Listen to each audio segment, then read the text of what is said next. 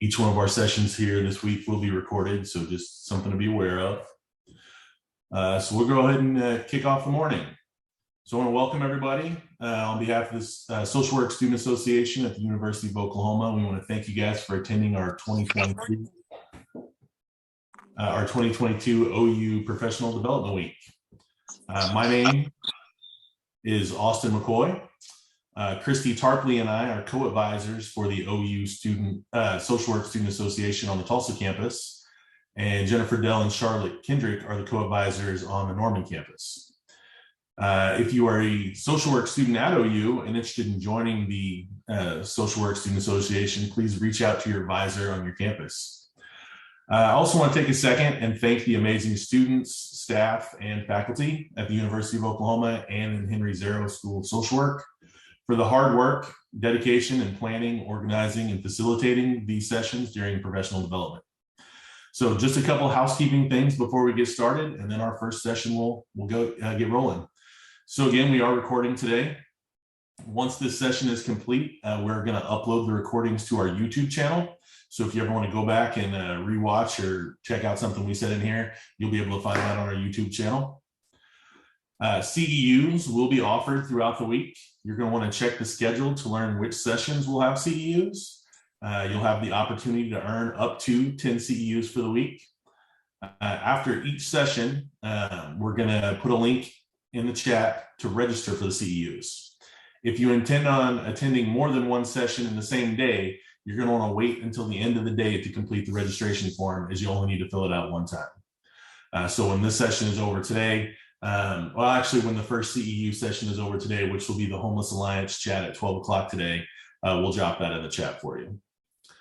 So attendance at our Professional Development Week is free for students. We are suggesting a donation amount of $10 for professionals.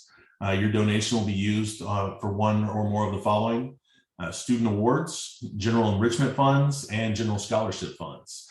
So if you're inclined, please consider donating if you're a professional. Towards the end of this chat, or the end of the session, I'm going to put a link in the chat box that will take you to our secure donation form. Let's see, one more housekeeping item. We need everybody to make sure that your full name is listed in your chat box for each Zoom session. I saw one that said iPad, but I want to make sure everybody's name is listed because we will be pulling attendance from each Zoom session. So if you need to go in and rename yourself, please go ahead and do that.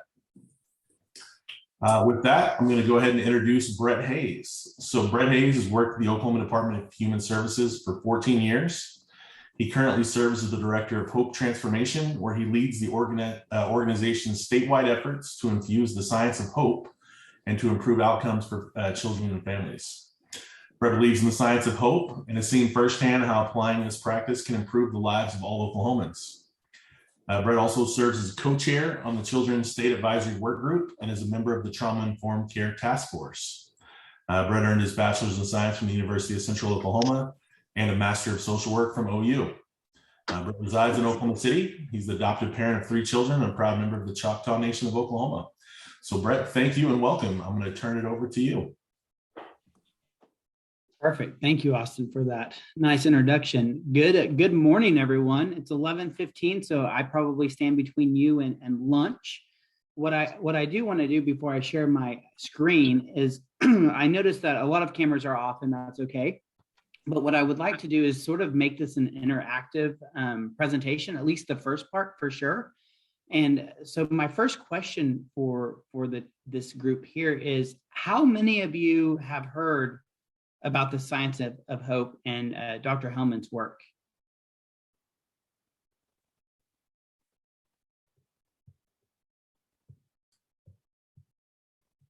Okay, Melody says she has not. A few others have not.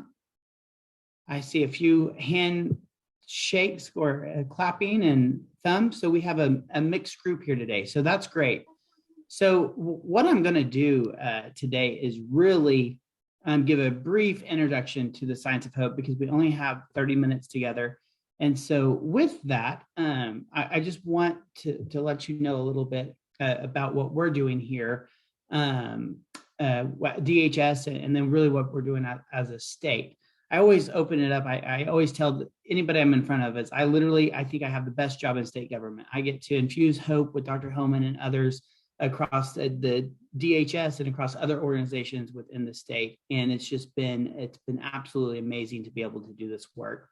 And I see Latasha, looks like I have a friend from Oklahoma Human Services here today. Good morning.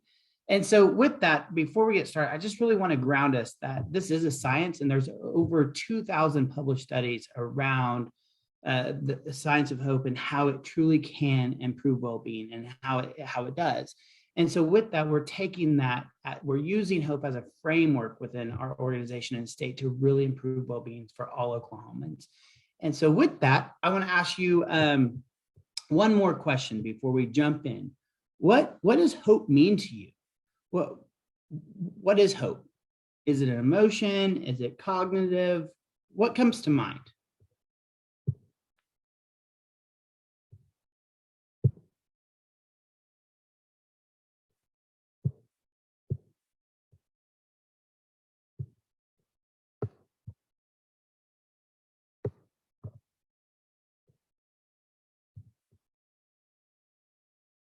Anything? You're not going to get it wrong. You might be putting some things in chat too. Can everybody see my screen? Believing in something better, possibilities. Great. All right. So with that, I'm going to go to the next slide here. And hope, our definition that we work with, that Dr. Hillman has really put into motion within the state of Oklahoma, is that hope is the belief that your future will be better than today, and you have the power to make it so. So if you really look at that first part of the sentence, hope is the belief that your future will be better than today. That's really, we believe, right? The next piece is that we're putting it in action. So we're moving it forward. And so what we love about this definition is that it is actually, hope is cognitive, right? It can be taught. And what we love about the science is that there's really 4 guiding principles, and it's around imagination is the key instrument to hope, right? So we have to be able to imagine that the future can be better.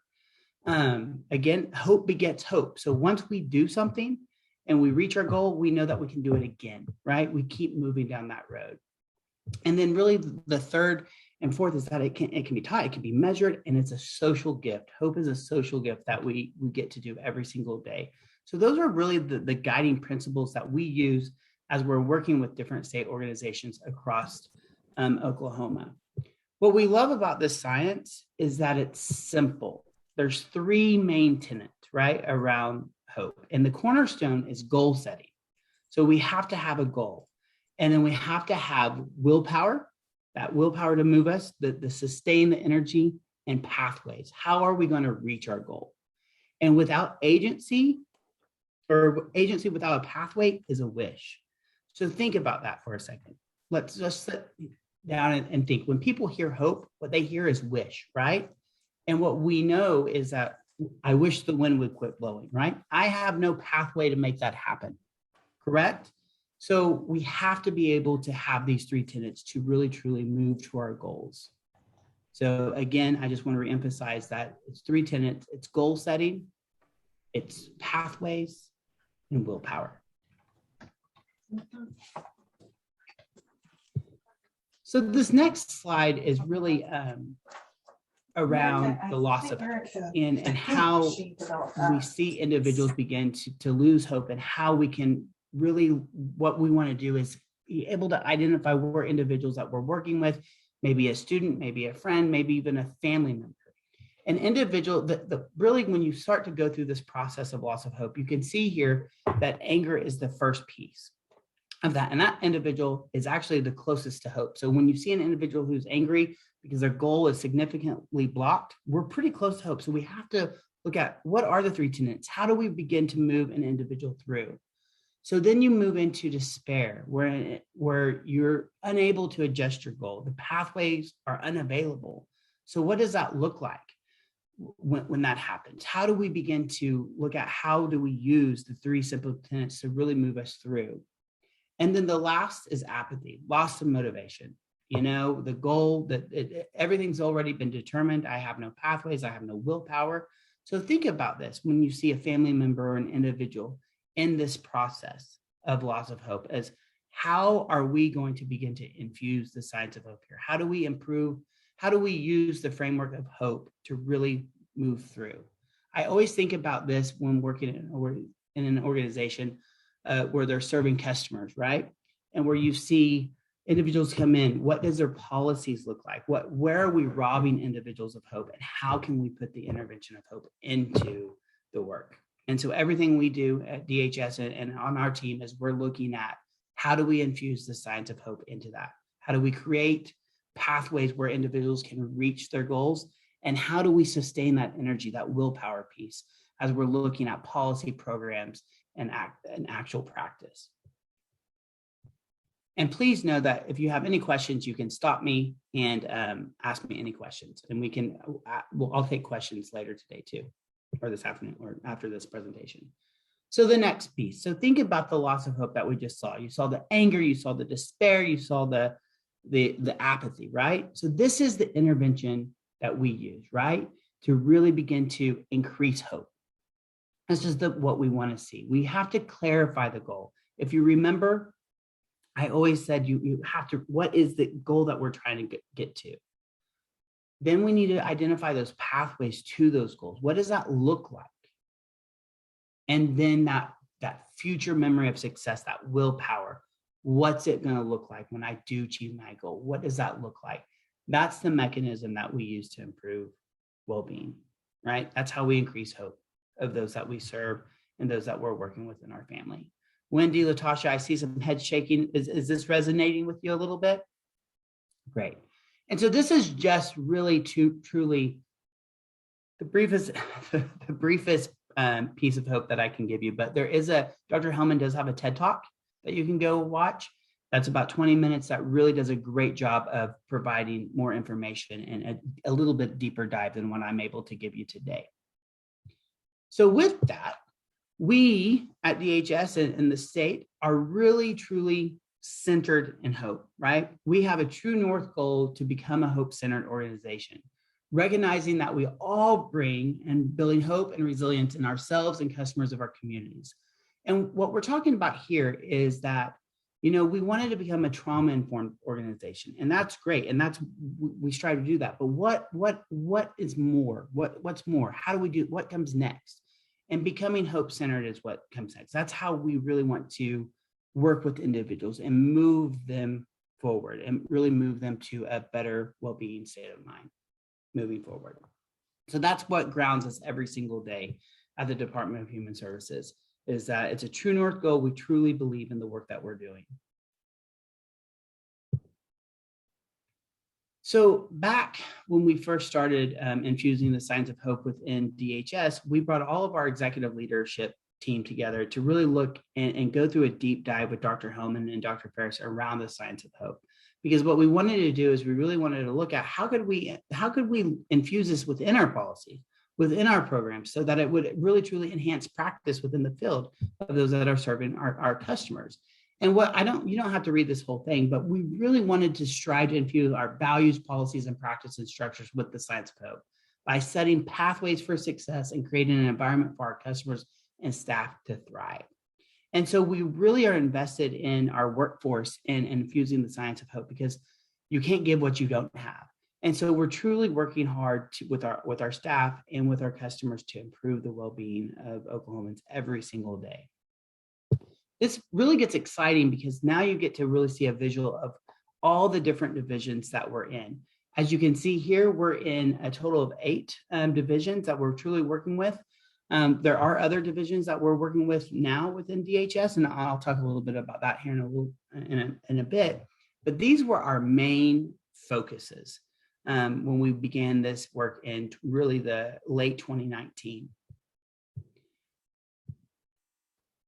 So with that being said, we currently have 154 Hope Navigators. As I mentioned earlier, we really worked with Dr. Hellman around how can we really infuse this work within the Department of Human Services and within the state. And so within DHS, we looked at we did a a deep dive with that executive team that I talked about earlier. But then we went back to those different divisions and said, what are some projects that you want to work on? We want to create a hope team and really take individuals through a hope navigator training. And that's where Dr. Hellman and Dr. Ferris really, truly dive into the science, and where individuals walking out of that 12-hour, 2-day training have a deep grounded understanding of the science, and they can begin to look at that slide earlier that I talked about. Where is the loss of hope? Where do we create loss of hope? And then how do we utilize this intervention and place it into our policies, practices, and programs and practices? And so this is exactly what Hope Navigators are intended to do. And as you can see here, we have 154 within DHS currently, within those different program areas such as child welfare, adult and family services. And this is really, truly what we want them to be able to do here, as you can see on this slide, is we want them to be able to apply the science of hope to improve outcomes. We want them to be able to create these hope-centered tools. And some tools that have been created is a curriculum. We've done some work around with child welfare, with family meeting facilitators, and really infusing guides to make sure that we're using the science in every interaction with families. And of course, we want to promote a common language across not only our organization, but the community.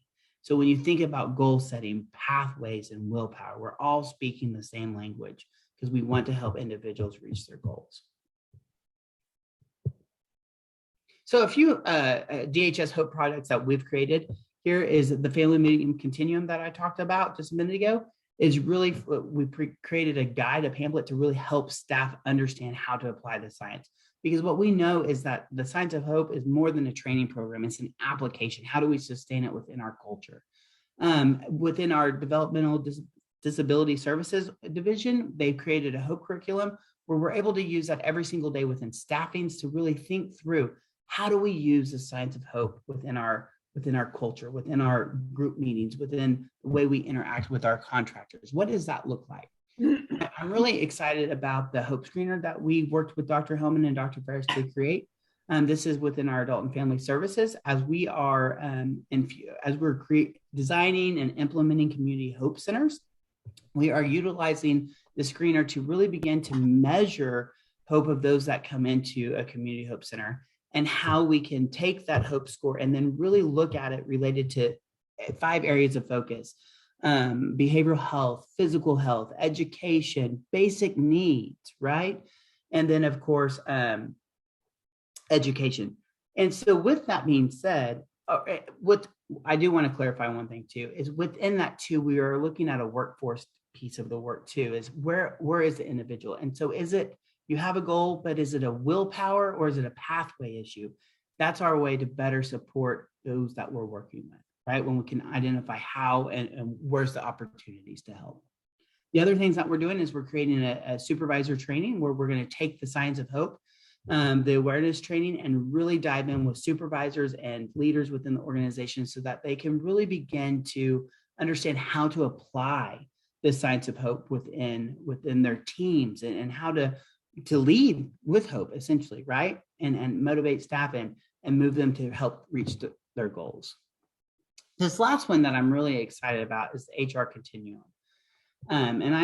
This next slide really articulates what we're doing here. We want to infuse the Science of Hope across the spectrum, across the continuum of a DHS employee, right? From the time that an individual is recruited to come to work for us, all the way through separation, whether that's a retirement, whether that's a discharge, but we truly want to infuse the Science of Hope across the whole continuum here. And so as you can see, we're in the process of doing this. We have 5 different teams. We have a recruitment, development and training, onboarding, separation, and promotional opportunity team that we're going to be having a roundtable, and that actually coming up next week, where we're going to break individuals up into groups where we'll really begin to take some time to look at how do we infuse the Science of Hope within this continuum to improve the well-being of our staff and truly move the work forward to better support customers in Oklahoma. So we're really, really excited about that work. Latasha, I see that you're with Oklahoma Human Services. Have you heard much about this work that we're doing? Okay.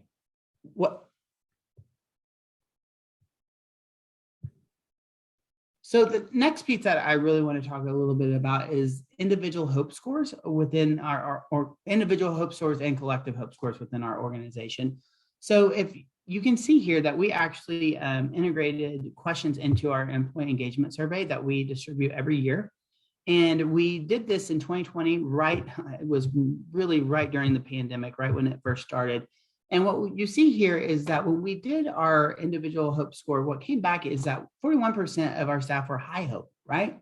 And then 51.3% were moderate hope, which is good. And then 2.2 were slightly hopeful. Now, with that being said, we then took in the next year and went, and as you can see, we actually flip-flopped where the majority of our staff are high hope. And what we're excited about is that we've provided hope awareness training to every employee within DHS. And we created pathways for staff to be successful during the pandemic and looking at how do we design, how do we do this work that we're doing, right? Zoom, Teams, how are we able to connect with one another? How do we create pathways? And so we really use the science of hope to do that. Our executive team and different leaders throughout the organization really help create these pathways for staff to be able to reach their goals so that their customers could reach their goals. And so we're really, really excited about the work that we did here and to see the outcome of high hope individuals.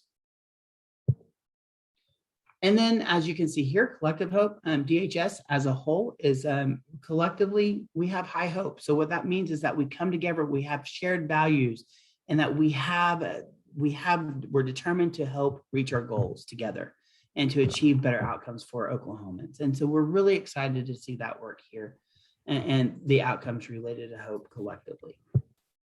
So this is what I'm really, really excited about. And who knew that I could talk so long? It's already 11:33 and I only have a few more minutes.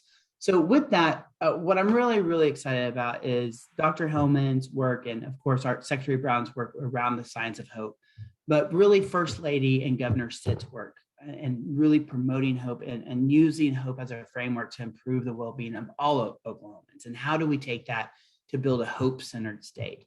So back in June of 2021, Governor Stitt had a Leading by Hope Summit where he really charged the different state organizations and their leadership teams to look at becoming hope-centered and how that could really move the state to a hope-centered state to improve well-being for Oklahomans. And so what we did here is you can see there's three things that make a hope-centered state. It's language. It's a common language that we can all use.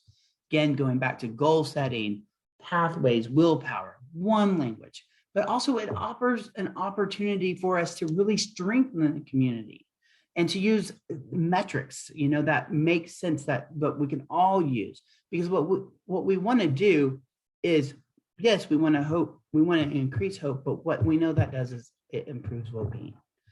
And then third here is, that's what it does, is it improves well-being, and we know that we can do that through education. We know that we can do it through economics and of course, health and human services systems. So how do we all come together to do this work? So what we did is we really created a structure here within DHS to really support the rest of the state organization. And as you can see here, the first thing is that it really had to be secretary driven. And so Secretary Brown has really, really invested in this work to take it to the next level. We created a hope organizational structure. So you have a director of hope and you have staff who is really working with different state organizations.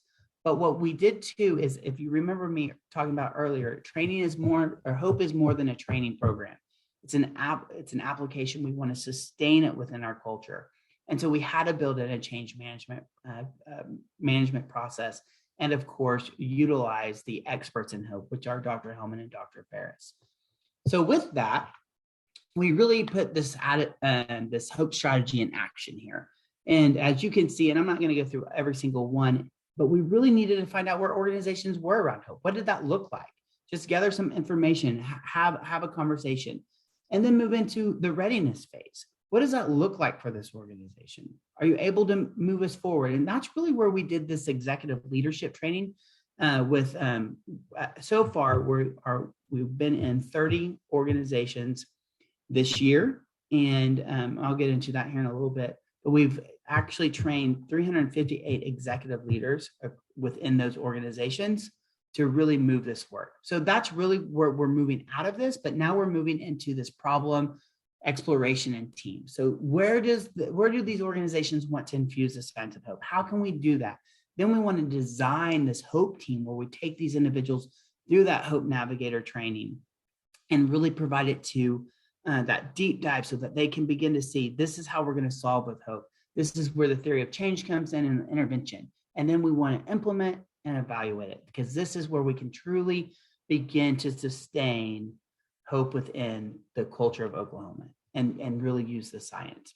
One thing that I'll say here too within this work is that we are actually, Dr. Hellman and Dr. Ferris have just completed designing an online curriculum that's going to be provided to all 35,000 employees in Oklahoma, so that they're going to have the basics of the science of hope and be able to really begin to look at how they can apply the science of hope to the work that they do every single day. So we're really excited about that. So that's really the strategy in action. Actually, Dr. Hellman and Dr. Ferris and some members of my team are working with the Department of Transportation today. And 15 individuals are going through Hope Navigator training, where they're going to come out and really look at how they use the science to reach their goals related to implementation and improve outcomes within the Department of Transportation. So we're super excited about that.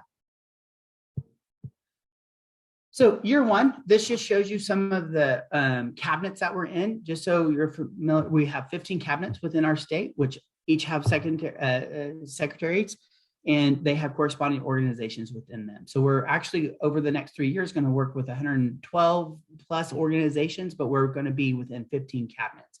And so you can see here, we've actually completed all of public safety, mental health cabinet, and the human services cabinet. We're still in a few other, and transportation is actually completed too, with related to executive leadership training. But one thing that I'm really, really excited about is not only the work that DHS has done around the science of hope, but the excitement within public safety. So when you think of public safety, you think of the Department of Corrections, Pardon and Parole Board. And we have got to do a lot of work with DOC and Pardon and Parole Board, where they're looking at how can we truly work together to improve the well-being of those that are within prison. How do we set goals with inmates to whenever it's time for parole? How do we set this? And they tell their story about how they're going to do it. So going back to the goal setting, the pathways, and the willpower. So really working with individuals within DOC to do that work. Super excited about. So that's year one. We're actually coming to an end of year one.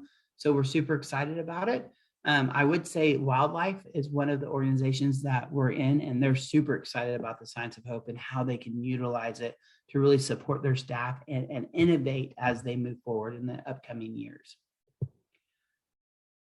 So as I just sit here, I should have updated this, but we were in 33 state organizations. We've actually completed 30 executive leadership trainings. And as I said earlier, 358 executive leadership executives have been trained. Again, I talked a little bit about the Hope Awareness training that's going to be provided to all state employees, 35,000 or more. And then, of course, we have those different, within those 33 state organizations, we have hope teams that are created, and they're going through Hope Navigator training so that they can begin to infuse the science of hope across their organizations. And that's how we become a hope-centered state. And then lastly here is we're going to work with to build a statewide employee engagement survey that looks at hope and how that we can begin to measure hope across every organization and how we can really begin to build off the strengths of that. We're moving into our common hope things among state agency is really, as you can see here, I won't really talk about all of them, but one thing that comes up a lot is retention and burnout, and how we can use the science to really improve that. What does that look like? And organizations are excited about that, but also about how do we use the science to serve customers? Those are some of the things that I think are really, really important. So what we know about a more hopeful individual is that their work productivity is higher, and they're able to really truly innovate and move the work forward to support customers in Oklahoma. So year two, these are the cabinets that we're going to be in. We'll start these cabinets in July 1 of 2023. As you can see here, there are a total of 8 that we're diving into, and we're super excited for that work moving forward.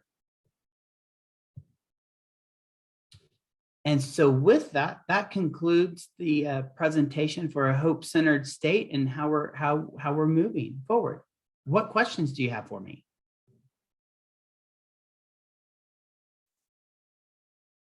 There was one in the chat earlier asking about the potential of having the slides available to them. Is that something that you'd like to share? Yeah, I can do that. Absolutely. All right. Does anybody have any questions? Well, looks like there's another one in the chat here asking what the guiding principles are. If you could go over those. Yeah, thank you for that. I can email them out for sure. But it's really, imagination is the instrument of hope, right? You have to be able to imagine what it looks like, the future. One thing I think that is important is once you achieve a goal or a success within moving towards your goal, hope begets hope, right? So I'm able to, I did it once, I can do it again. Hope can be taught, right? We can teach the intervention, and it can be measured too. We can actually see when hope increases, we're improving well-being. And I'm actually going to move to 5, right? But hope is a social gift. We're able to, it's a connection piece, right? It's something that we can give. And we can be hope dealers every single day, right? We can help individuals reach their goal. We can be pathways to individuals, and we can support and sustain energy for individuals to reach their goals. So that's what I'm most excited about related to the science. Thanks, Taylor. What else?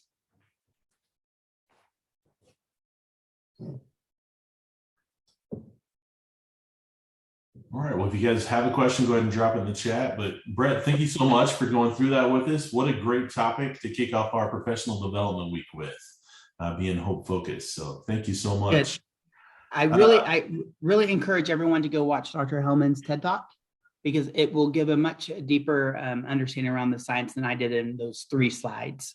So go forth and watch that, and I think you'll be really impressed with it. Absolutely. Yeah, I have the good fortune of Dr. Hellman being right across the hall from me. So I always ask him questions, and he's very happy to answer and explain them. All right, so just a couple things to wrap up here. If you didn't already, make sure that you have your full name in your Zoom window. That's why we're going to pull attendance for each one of the sessions over the week. So make sure you got your name in there so we can verify your attendance. We did drop the donation link in the chat box. That's a one-time donation for the CEUs throughout the week. So it's not a per session thing. It's not a required thing, but if you would consider it, we would appreciate it. As we mentioned, it will go to student awards, general enrichment, and our scholarship fund. But with that, we are going to thank Brett. We are ending here at 11:15. The next session will begin at 12. We're going to talk Homeless Alliance with May Cruz. So if you'd like to attend that session, log back onto this link right before 12 o'clock. Thank you all so much for attending. Oh, and I had a good message. Thank you, Christy, for reminding me. I will also drop the CEU link in the chat box as well. So if you'll need that for other sessions, you'll be able to find it. Give me just 1 second and I'll put that in there.